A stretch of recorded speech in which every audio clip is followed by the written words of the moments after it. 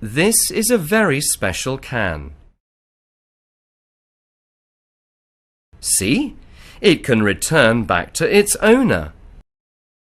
You can make your own magic can too.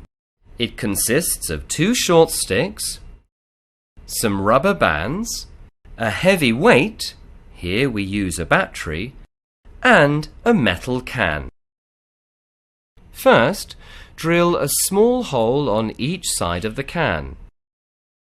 Fix the weight on the rubber bands.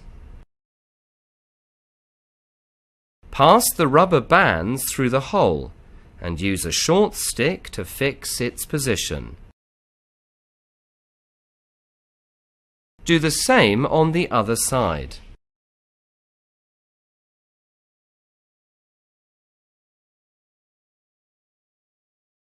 The magic can is finished.